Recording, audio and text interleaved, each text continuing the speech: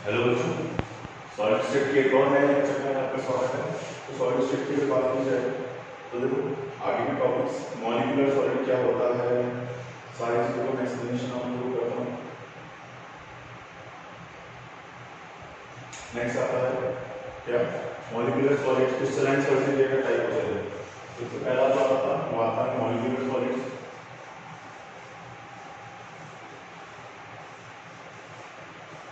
Molecular solid molecules की बात की जाती है, H2, N2, H2O, ये सारे के सारे सॉलिड जो मॉलिक्यूल फॉर्म में हैं। देखो डेफिनेशन में कुछ पर्टिकुलर नहीं दे रखी। Molecule solids are constitute particle of molecular solid, they are further subdivided into following categories. ठीक है, जो भी मॉलिक्यूल फॉर्म में है वो क्या है, मॉलिक्यूलर सॉलिड। इसका सबसे पहला टाइप जो आता है वो आता है आप लोगों का नॉन पोलर मॉलिक्यूलर सॉलिड। तीन टाइप है नॉन पोलर मॉलिक्यूलर सॉलिड। देखो नॉन पोलर मॉलिक्यूलर सॉलिड की वजह से पोलर मॉलिक्यूल क्या होता है, नॉन पोलर मॉलिक्यूल क्या होता है, जब एक ही तरह के एटम जब आपस में अटैच हैं, हाइड्रोजन हाइड्रोजन, ठीक है, जब इलेक्ट्रोनेगेटिविटी क्या है, जीरो। जब एक ही तरह के एटम आपस में अटैच हैं तो उसे बोलेंगे नॉन पोलर मॉलिक्यूल्स, इसमें पोल्स नहीं बनेंगे। अरे जब मैं दोनों हाथों को इक्वल प्रेशर से खींच रहा हूं तो किधर मूव करेगा हाथ, किधर भी मूव नहीं करेगा। तो इस तरह के सॉलिड्स को क्या बोलेंगे, नॉन पोलर मॉलिक्यूलर सॉलिड। इस तरह के सॉलिड्स को क्या बोलेंगे, नॉन पोलर मॉलिक्यूलर सॉलिड। ये वाली बात क्लियर है कि पोलर मॉलिक्यूलर सॉलिड और नॉन पोलर मॉलिक्यूलर सॉलिड जब एक ही तरह के एटम आपस में अटैच हैं तो उन्हें क्या बोलेंगे, non polar molecular solid. Clear है, नॉन पोलर मॉलिक्यूलर सॉलिड क्या होता है, लाइक H2, लाइक Cl2, जहाँ पे इलेक्ट्रोनेगेटिविटी क्या हो जाएगी, जीरो हो जाएगी। सबसे ज़रूरी चीज़ है इनके एग्जाम्पल्स ध्यान रखना, MCQ में सबसे ज़्यादा इनके एग्जाम्पल्स पूछे गए। ठीक है, बोर्ड के पॉइंट ऑफ व्यू से, गुड सेट के पॉइंट ऑफ व्यू से इनमें से MCQ में से एग्जाम्पल पूछे जाते हैं। फिर दूसरा आता है पोलर मॉलिक्यूलर सॉलिड। देखो पोलर मॉलिक्यूल क्या होता है पहले तुम्हें वो समझना पड़ेगा। पोलर मॉलिक्यूल जब दोनों डिफरेंट इलेक्ट्रोनेगेटिविटी के एलिमेंट्स आपस में अटैच हो, जब दोनों डिफरेंट इलेक्ट्रोनेगेटिविटी के एलिमेंट्स आपस में अटैच हो तो इस तरह के मॉलिक्यूल को बोलते हैं पोलर मॉलिक्यूल। क्या बोलते हैं, इस तरह के मॉलिक्यूल को क्या बोलते हैं, पोलर मॉलिक्यूल बोलते हैं। ठीक है, और इससे जो स्ट्रक्चर बना उसे बोलेंगे polar molecular solid. Different electronegativity, जिसकी इलेक्ट्रोनेगेटिविटी ज़्यादा होती है, डेल माइनस डेल प्लस। अब ये सॉलिड फॉर्म में है तो ये क्या करेगा, पोलर मॉलिक्यूलर सॉलिड। क्या कहलाएगा, पोलर मॉलिक्यूलर सॉलिड। क्लियर है, इसके एग्जांपल्स ज़रा देख लेते हैं क्या क्या दे रखे हैं बुक्स में। SO2, NH3, ये अगर सॉलिड फेज में है तो ये सारे क्या होते हैं, पोलर जब डिफरेंट इलेक्ट्रोनेगेटिविटी के एलिमेंट्स अटैच हो। ठीक है, ये कहलाते हैं पोलर मॉलिक्यूलर सॉलिड। अच्छा, पोलर वाले जो होते हैं नॉन कंडक्टर ऑफ इलेक्ट्रिसिटी होते हैं। क्या होते हैं, non conductor of electricity and heat. Electricity and heat कि हीट और इलेक्ट्रिसिटी के क्या होते हैं, नॉन कंडक्टर होते हैं। इस तरह के सॉलिड को बोलते हैं पोलर मॉलिक्यूलर सॉलिड। और इसका जो थर्ड टाइप आता है वो आता है हाइड्रोजन बॉन्डेड मॉलिक्यूलर सॉलिड। ये दो समझ में आ गए।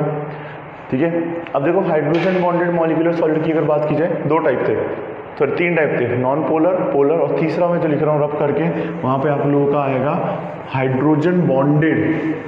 क्या आएगा, hydrogen bonded molecular solid. Hydrogen bonded molecular solid. Hydrogen bonded की अगर बात की जाए तो हाइड्रोजन बॉन्डेड में कैसे आएगा, हाइड्रोजन बॉन्ड, पहले समझो हाइड्रोजन बॉन्ड कब बनता है, सिर्फ पीरियोडिक टेबल में तीन एलिमेंट है, फ्लोरीन, ऑक्सीजन और नाइट्रोजन। ये तीन एलिमेंट साइज छोटा और इलेक्ट्रोनेगेटिविटी ज़्यादा होने की वजह से, एक वीक अट्रैक्शन फोर्स बनाते हैं, इसे बोलते हैं hydrogen bond. For example HF, इन दोनों के बीच में कोवेलेंट बॉन्ड है, HF के बीच में कोवेलेंट बॉन्ड है। अब एक वीक अट्रैक्शन फोर्स काम करेगा इनके बीच में, इसे बोलेंगे H बॉन्ड या हाइड्रोजन बॉन्ड। और जब इस तरह के मॉलिक्यूल सॉलिड फेज में हो तो उसे क्या बोलेंगे? Hydrogen bonded molecular solid. उन्हें क्या बोलेंगे? Hydrogen bonded molecular solid. This point is clear for all of you कि हाइड्रोजन बॉन्डेड मॉलिक्यूलर सॉलिड्स क्या होते हैं? सॉलिड अगर बात करें वाटर में देखो ऐसे मिलता है, अगर वाटर भी इस हाइड्रोजन बॉन्डेड का एग्जाम्पल है। ये नॉर्मल कोवेलेंट बॉन्ड, अभी देखो इनके बीच में एक वीक अट्रैक्शन फोर्स काम करेगा। जो डॉटेड लाइन बनाई है वो किसको रिप्रेजेंट कर रहा है? हाइड्रोजन बॉन्ड को रिप्रेजेंट कर रहा है। किसको रिप्रेजेंट कर रहा है? H बॉन्ड या हाइड्रोजन बॉन्ड को रिप्रेजेंट कर रहा है। I hope this point is clear for all of you. Hydrogen bonded molecular solids क्या होते हैं, कैसे रिलेट करते हैं, तुम लोगों को समझ में आ गया होगा। क्लियर है? नेक्स्ट आता है आप लोगों का, इसे रब करते हैं। मॉलिक्यूलर सॉलिड के तीनों टाइप आई होप समझ में आ गए होंगे। जहाँ पे हाइड्रोजन बॉन्ड बनता है उस तरह के सॉलिड क्या कहलाते हैं? Hydrogen bonded molecular solid. Next जो आपको दे रखा है आयनिक सॉलिड। देखो आयनिक सॉलिड की बात की जाए तो आयनिक सॉलिड जो होते हैं, आयंस क्या होते हैं? जब एक एटम इलेक्ट्रॉन डोनेट करता है तो वो कैटायन बनता है, जब एक एटम इलेक्ट्रॉन गेन करता है तो एनायन बनता है। सबसे स्टैंडर्ड एग्जाम्पल है आयनिक सॉलिड में NaCl। कैसे आयनाइज होता है? Na+ और Cl-। ठीक है। अच्छा, आयनिक सॉलिड की खासियत क्या है कि वो सॉलिड फेज में कभी भी कंडक्ट नहीं करेंगे। सॉलिड फेज में नेवर शो कंडक्टिविटी। क्या करेंगे? कभी भी सॉलिड फेज में कंडक्टिविटी जो है वो शो नहीं करेंगे। कंडक्टिविटी, ठीक है। लेकिन जैसे ही वाटर में डालेंगे और अगर ये आयनाइज हो गए तो very good conductor of electricity, very good conductor of electricity. ये वाली बात क्लियर है? अच्छा, इनका जनरली होता है क्रिस्टल स्ट्रक्चर होता है। क्रिस्टल, सॉल्ट का एक क्रिस्टल होता है। और इसमें एक इंपॉर्टेंट बात, NaCl में कभी भी मॉलिक्यूलर फॉर्मूला नहीं होता। कभी भी सिंगल मॉलिक्यूल दुनिया में NaCl का पॉसिबल नहीं है। हमेशा इसमें मॉलिक्यूलर मास नहीं होता। अपन जनरली वो मॉलिक्यूलर मास बोलते हैं, लेकिन वो रियलिटी में जो होता है वो फॉर्मूला मास होता है कि एक पूरे फॉर्मूले का मास कितना है। कभी भी क्या होता है, वो मॉलिक्यूलर मास नहीं होता, वो आप लोगों का होता है फॉर्मूला मास। क्या होता है? फॉर्मूला मास होता है। ऐसे ये हमेशा प्लस माइनस आपस में बॉन्ड बना हुआ है इनका, प्लस माइनस।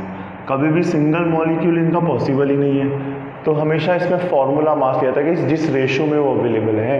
अगर वो 1:1 के रेशो में अवेलेबल है, देखो 3 कैटायन है, 3 कैटायन है, 3 एनायन है, तो इस तरह के सॉलिड्स को बोलते हैं आयनिक सॉलिड्स। क्या बोलते हैं? आयनिक solids. This point is clear? Okay बच्चों, नेक्स्ट आता है आयनिक सॉलिड्स के, समझ में आ गया। नेक्स्ट आता है आप लोगों का मेटेलिक सॉलिड्स। ये सब तुम्हारा 11th में तुमने रेडियस वाला सेक्शन पढ़ा था ना, वहाँ से रिलेट करता है। 11th में जो तुमने रेडियस वाला सेक्शन पढ़ा था, ये वहाँ से रिलेट करता है। मेटेलिक सॉलिड की अगर बात की जाए, थर्ड टाइप मेटेलिक सॉलिड्स में जो बात की जाती है, मेटल्स की बात की जाती है। देखो metallic solid are collection of positive surrounded. अच्छा, मेटेलिक सॉलिड में जो conductivity, very good conductor of heat and electricity, very important point, very good conductor of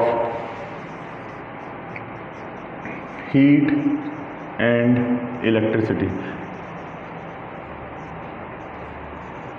कि बहुत अच्छे कंडक्टर हैं हीट और इलेक्ट्रिसिटी के। ये वाली बात क्लियर है? फिर सेकंड पॉइंट की अगर बात की जाए, very good conductor of heat and electricity. अच्छा, कंडक्टिविटी क्यों शो कर रहे हैं? मेटेलिक सॉलिड में होते हैं फ्री इलेक्ट्रॉन्स। क्या होते हैं? फ्री इलेक्ट्रॉन्स, जो क्या करते हैं? कंडक्टिविटी दिखाते हैं। कंडक्टिविटी किसकी वजह से हो रही है? फ्री इलेक्ट्रॉन्स की वजह से हो रही है। फ्री इलेक्ट्रॉन्स क्या कर रहे हैं? बेसिकली कंडक्टिविटी को इंक्रीज कर रहे हैं, इसकी वजह से इसमें कंडक्टिविटी शो होती है। फिर मेटल का कोई भी एग्जांपल, आयरन, कॉपर, निकल, जो सब मेटल की फॉर्म में हैं वो सारे के सारे मेटेलिक सॉलिड के अंदर काउंट होंगे। जो सारे के सारे जो है मेटल की फॉर्म में है वो सारे के सारे क्या होंगे? मेटेलिक सॉलिड्स में काउंट होंगे। मेटेलिक सॉलिड समझ में आ गया? और देखो इसमें क्या क्या दे रखा है। फिर आता है कोवलेंट सॉलिड, इसमें बोला है wide variety of crystal solid non, ये क्लियर है। अभी इनकी टेबल भी डिस्कस कर लेंगे, ज़रूरत पड़ेगी तो, कोई प्रॉब्लम नहीं है।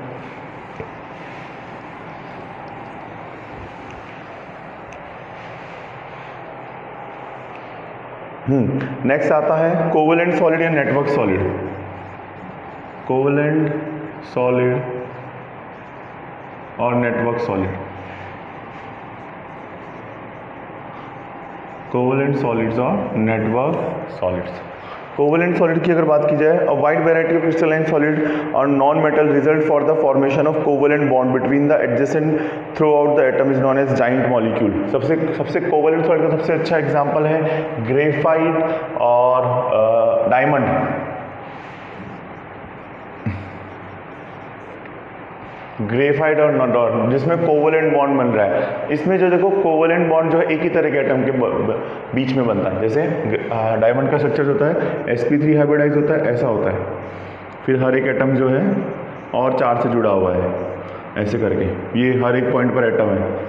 फिर हर एक एटम जो भी ले लो, कोई सा भी एक एटम ले लो, अगर ये वाले एटम की बात करें तो ये भी वापस नीचे 4 तक जुड़ा हुआ है। इसमें जो हाइब्रिडाइजेशन होता है sp3 हाइब्रिडाइजेशन होता है, और इसमें सारे के सारे पॉइंट पर कार्बन ही होगा, यहाँ यहाँ यहाँ हर एक जगह कार्बन का एटम होगा। इन्हें बोलेंगे जाइंट मॉलिक्यूल्स। जाइंट मॉलिक्यूल्स जब एक ही तरह के मॉलिक्यूल्स स्ट्रक्चर को फॉर्म कर रहे हैं, इस तरह का इस एग्जांपल है कार्बन में ग्रेफाइट, ठीक है, सिलिकॉन कार्बाइड, ये सब जो हैं इसके एग्जांपल्स हैं। डायमंड, ठीक है, ये जनरली जो होते हैं कोवलेंट सॉलिड जो होते हैं इंसुलेटर्स होते हैं। क्या होते हैं? इंसुलेटर्स होते हैं, इंसुलेटर्स होते हैं, ठीक है। इनकी शेप जो है इस तरीके से हेक्सागोनल, ये तो हो गया डायमंड वाला, ठीक है। अगर बात की जाए ग्रेफाइट की शेप जो होती है हेक्सागोनल शेप होती है, ऐसा। ग्रेफाइट की जो शेप होती है वो हेक्सागोनल शेप होती है।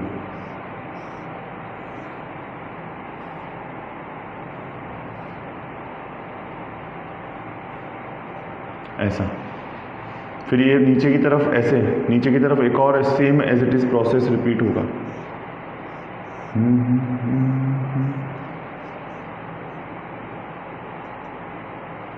ठीक है, and so on.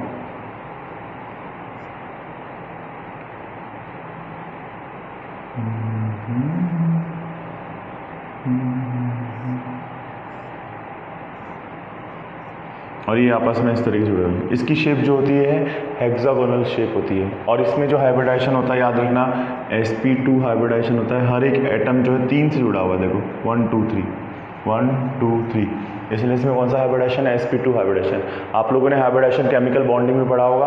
sp3 hybridisation में जनरली 4 एटम्स की बात की जाती है, 4 बॉन्ड की बात की जाती है बेसिकली ऑक्टेट कंप्लीट करने के लिए sp2 में। अच्छा, ये एक्सेप्शन केस है, इसमें ये जो है जनरल इंसुलेटर होता है, लेकिन ग्रेफाइट जो है वो इकलौता ऐसा एलिमेंट है जो कंडक्टर की तरह काम करता है, क्योंकि इसके पास फ्री इलेक्ट्रॉन्स अवेलेबल रहते हैं। एक इलेक्ट्रॉन जो है sp, भाई ग्रेफाइट में कार्बन में क्या हुआ देखो, इस तरीके समझो,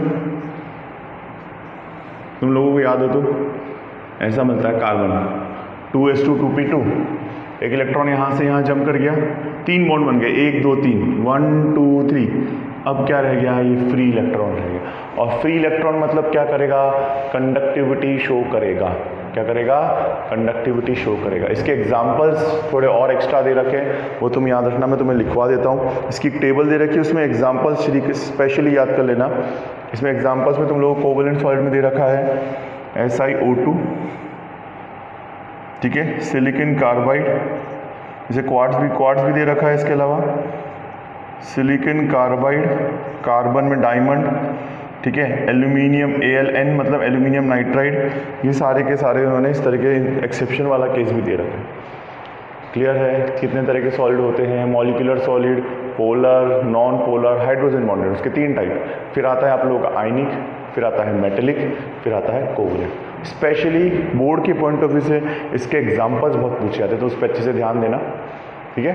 तो आज के लिए इतना ही बहुत है बच्चों। Thank you from my side, all the best, bye bye, take care.